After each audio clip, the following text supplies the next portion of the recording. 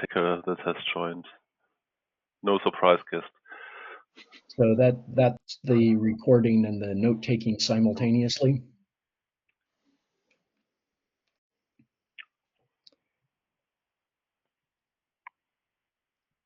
All right. Well, Dustin, there not being much of a community chat portion to today's meeting, tell us what's been going on in the world of code. We landed a patch to use the system CA roots in TaskChampion and TaskWarrior, carrying one into the other. And that's important in enterprise environments where they have a proxy that decrypts all of your outgoing traffic, which, I don't like, but sure, whatever. So what those enterprises will put a certificate for their proxy on every machine in the enterprise, and then it uses that certificate to make the outbound connection, and that lets the proxy decrypt it. So they need some way to tell TaskWarrior to use those certificates. And we did a TaskChampion release for the week start. I was going to say week start. Why did we do a TaskChampion release? There was some other functionality in TaskChampion that caused us to release 0.8 and update that in TaskWarrior. And then we're working on 0.9 for TaskChampion. It's going to be exposing operations. And that is up for review in its final form. Ryan's given some feedback that I haven't read yet. But hopefully, in the next couple days to a week, we'll be able to land that. And as a reminder, that is supporting the task info command. The ultimate form of that is going to be in the context of sync and conflicting updates to a task. It's not going to be exactly the same on multiple replicas, but the kind of, we had to compromise somewhere. What we decided to compromise on is consistency across replicas. Distributed systems always make you compromise somewhere. So, if you mark a task as priority low on one replica and priority high on the other replica, one of those updates is going to win, but one of the replicas will show both changes and one of the replicas will only show the change to the winning version.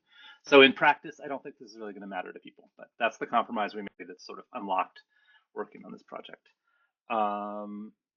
And what else? So tw.org updated the TaskWarrior release numbers. I think that's had sort of slipped through the cracks, but now that is at least telling us the right most recent version of TaskWarrior.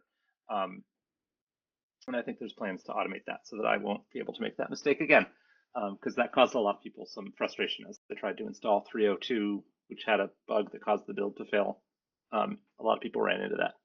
Hopefully we can avoid that sort of problem in the future. That's the operations work is the main thing that I'm working on. There are lots of good first bugs and also, good second bugs or like projects that are waiting out there to be worked on.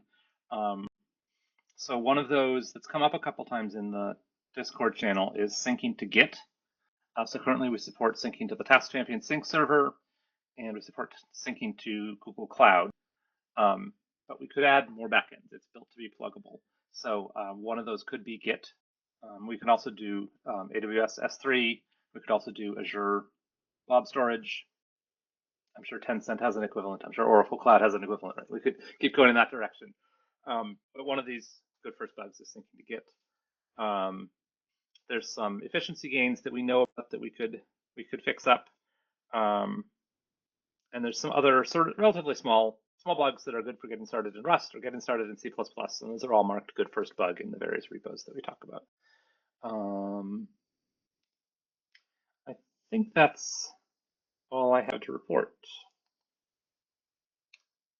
Unless I missed something, please let me know if I missed it. Nothing that I'm aware of. It sounds like there might be a release in the next 2 weeks or so, though. Yeah. Yeah, I think we'll make a TaskWarrior release with TaskChampion 0.8 and the functionality that's in there before we do this operation. So the release after that will have task info updates. Yes.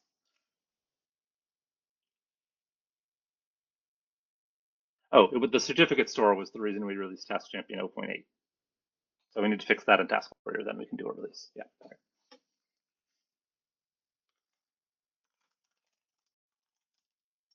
That's all I've got. Outstanding. Tomas, anything from you? Well, not particularly. I thought that yeah, finally got to touch some of the TimeWarrior code. Not much progress here, but yeah, I'm currently working on some minor yeah, enhancements. So having an extra command here, or more or less the first thing I'm currently digging myself in is getting to yeah, not really simplify the command line interface, but try to change a little bit how it works. So in a way, I don't know. So for some command line input, at least for TimeWarrior, I know we run into problems that sometimes, for example, if you have something like day or today as a tag or daily, the command line always thinks, that's something date related and marks it as a date, and also uses it for yeah, like this and not as a tag. And for some commands, this is fine because, well, it's yeah, has something to do with that. But sometimes if you just want to tag something as daily, well, it's not going to happen because, well, the command says, that's definitely the date.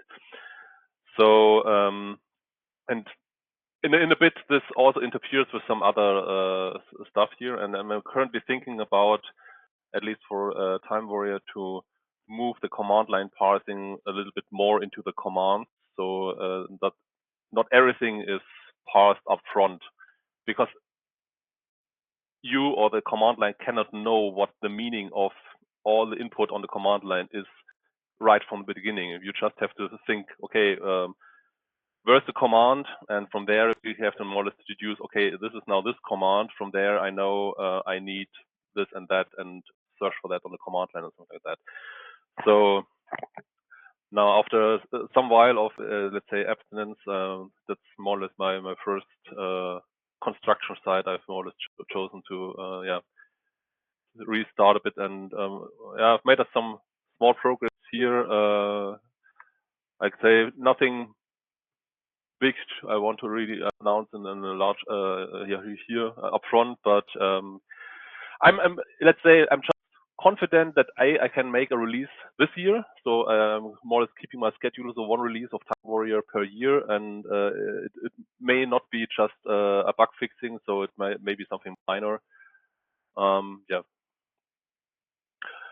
Apart from that, I have more or less tried or cleaned up a bit our support at Gothenburg Bit Factory org email account. So there are not much mails coming in, but some, and some were also lying around for quite some time. So I try to answer them as good as possible. There are some mails, I've just looked them up right now, from this, so from October, and I think from somewhere in, where is it? Yeah, let's see, it's quite recently in October, they had trouble installing TaskWarrior on Ubuntu and on Fedora, and sometimes also when they try to build it from scratch, somehow they got a message that the TaskChampion lib could not be linked or something like that.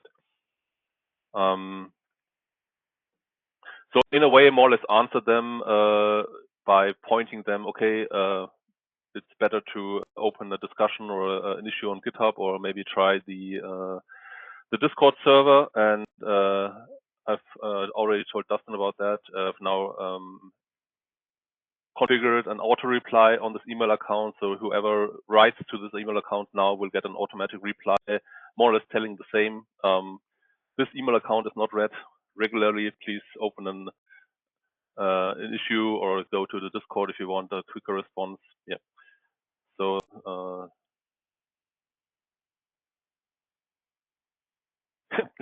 let's say that's my biggest change I did in the last couple of weeks. Yeah. Not much, but I hope it helps a bit to have a little bit less users disappointed about that. Maybe on the other side, I don't know. I guess it's just you and Dustin now here, not another bigger round.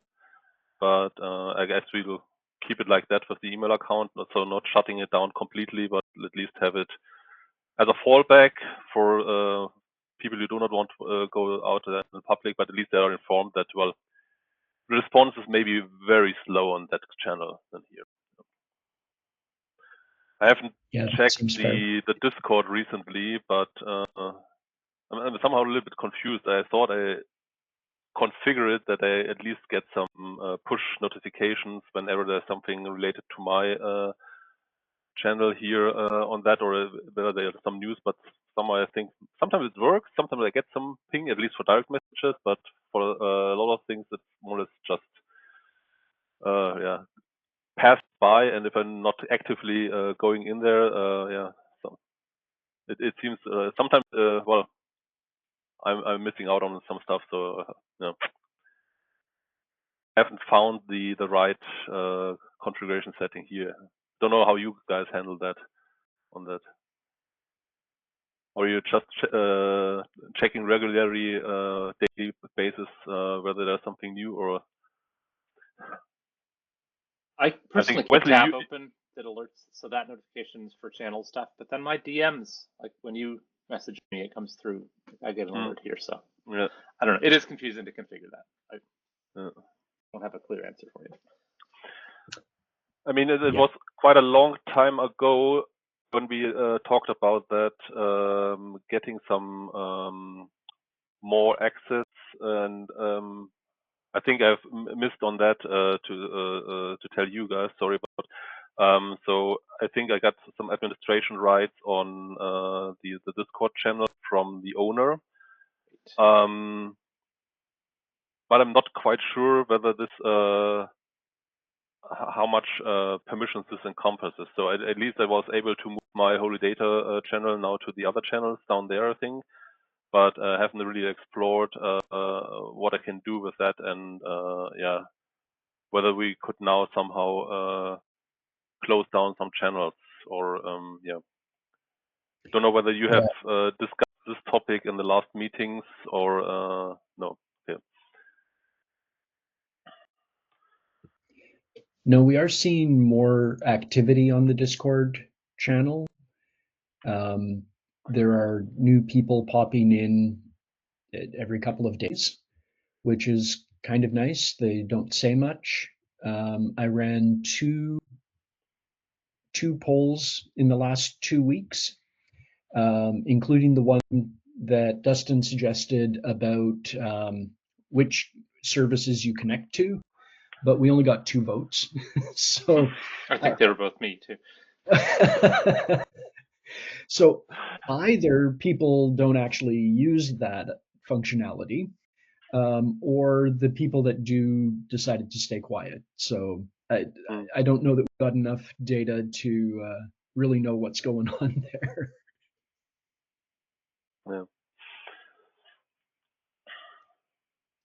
Yeah. Regarding the email, just to note, we updated the security policy for TaskWarrior to point to my permanent email address. That's why I use the cs.uchicago.edu one, because it's not tied to, say, Google, and my PGP key. So if there are security incidents, at least I can get those and triage them. I don't know that I'll be able to solve them, but I can be a point of contact for that. And that basically was a copy from TaskChampion that Thomas did. I was also curious how is the email hosted? So this support at GothenburgBitFactory.org is relayed to Gothenburg Bit Factory at gmail.com. And this is done via our domain. So we have this the domain gothenburgbitfactory.org and TaskWarrior.org and TimeWarrior.net, and we also have TaskWarrior.com. They are all hosted by Namecheap, and there the configuration is done. So, but for mails, it's just forward. We once had forward MX also in the loop here, but I think we more or less dropped out of it. So you can now write emails to support at TaskWarrior, whatever, and it all gets forwarded to this Gmail account, and from there, well, all the responses are now then just at gmail.com. So, but as said, the amount of mail was, I think per year you can more or less count it on one or two hands what was coming in here. So I guess we're not having that much. I don't expect much traffic in the future here, and You also used to have a mailing list, right?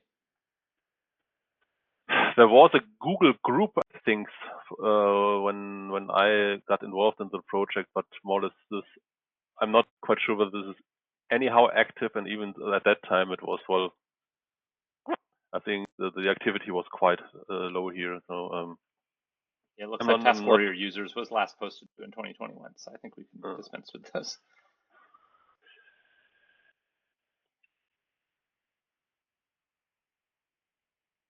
So from my side, I think regarding at least TimeWarrior, at least when I took over the project, I'm somehow reduced the point of contact more or less to GitHub issues and discussions.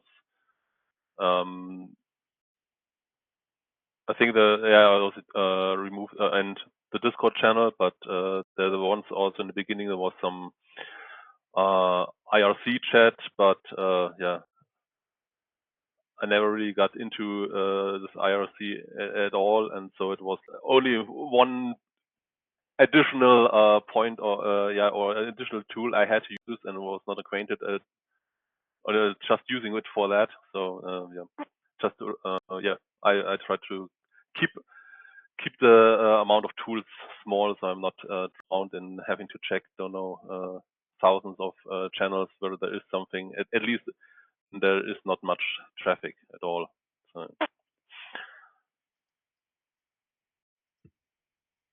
Yeah, I'm totally with you on that. Okay, and maybe because I will just have checked it on Discord. Yeah, I can delete channels. So that would be good.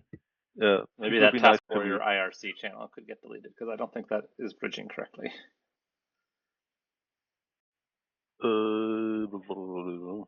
I think this one onto contributions.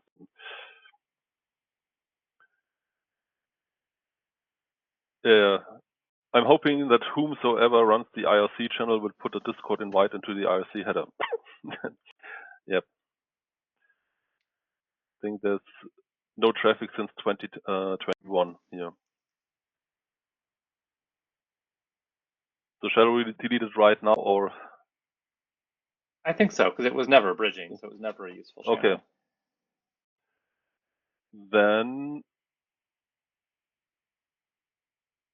are you sure you want to delete TaskWarrior IRC? This cannot be undone. So officially, the channel is gone. Yay, thank you. Yeah. But I think, unfortunately, I cannot promote any of you guys to something like that. So either we have more or less to put another request to DJP here, or find some other solution. I think another channel that could come down is in the AM. That no longer exists, right? Also FreeSync, yeah. And FreeSync, yeah.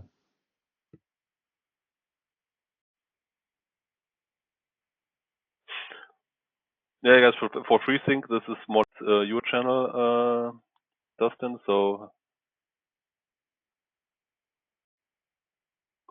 Yeah, while we're at well, it, I shut it let's down 2 years ago. So. community pruning. So okay, FreeSync, delete, confirmed. So in the AM, shall we delete it right away or put a last notice? But I think, well, 2023 last message here. Yeah, and it shut down on January 1st, so I don't think there's much more to discuss here. So delete that channel as well. All right. That should do. I think the main reason to have someone contactable as admin is basically community behavior, right? If you get someone in there who's being nasty or spamming or something like that, then they're my first port of call to kick them out or otherwise handle that situation. Yeah, but I think in general we should maybe also try to increase the amount of admins a bit. Mm-hmm. I agree. So I'm not. And if you do speak to DJP or someone who has permission, I'd be happy to be admitted. I guess I have to try, but I think I've once contacted him, and it took quite some time for the response, and it was there was no really back and forth, and I'm not quite sure how I got. I think it also was more or less over the so not the direct way that I got the administrative rights, but somehow we got Tomasz Babej involved, and so playing around the corner, or how is it called in English? So like in billiard, so you don't hit the ball directly, but indirectly. Yeah. Yeah, and then unfortunately it turned out that it's only, well, it's more rights than other, but just minor rights. I was more or less hoping that we somehow could get full, in a way, ownership of the channel. Yeah. I guess when you, Dustin, or also Wesley had are also in this round, then things would be a little bit more easier. Also for the future, for evolving, because I don't know how active DJIP still is or wants to be in here. Right. And at least also the same is for the organization on GitHub in a way. So currently, that's more or less one problem I see here. The sole owners of the Gothenburg Bit Factory organization on GitHub is Paul Beckingham and Tomasz Babej. And I think for a lot of stuff, you need owner rights to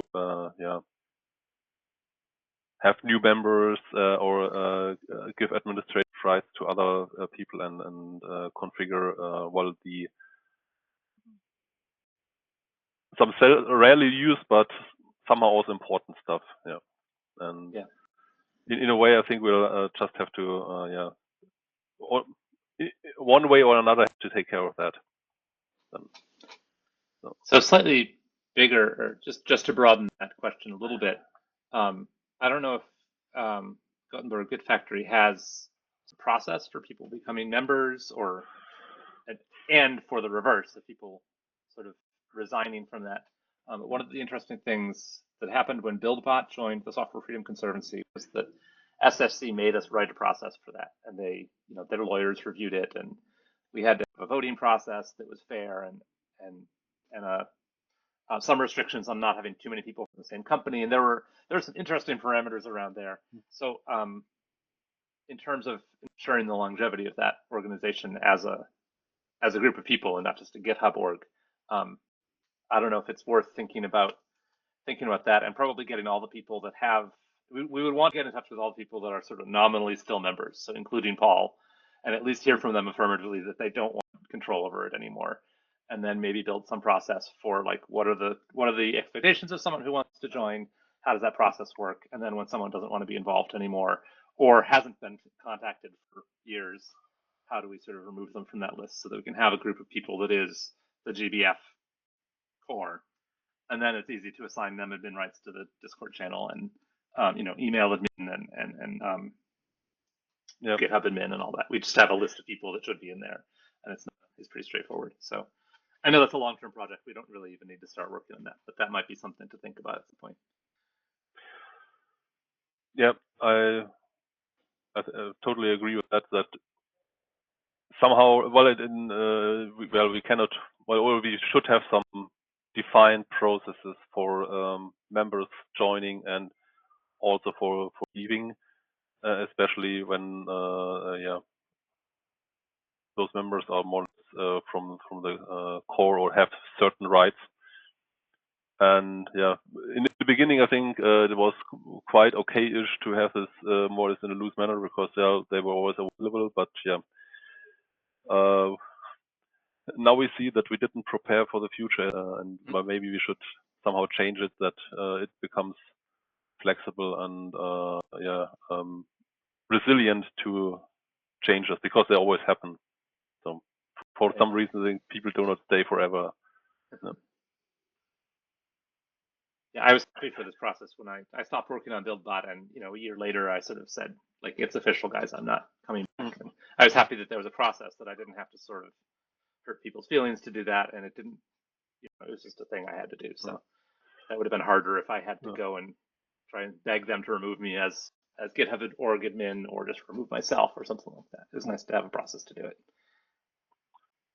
A small detour, BuildBot sounds familiar to me, but I couldn't remember what was this about.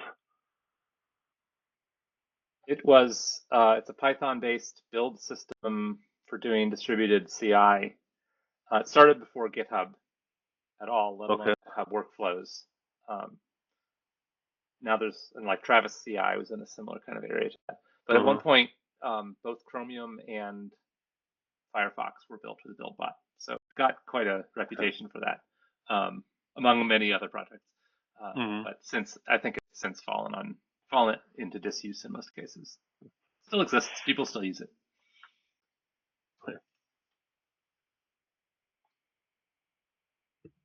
Once you get used to a tool, it's hard to switch to something else, isn't it? Yeah.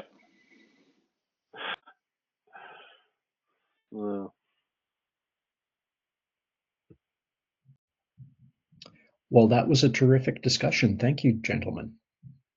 That was awesome. I think this is a good time to end the recording and post it.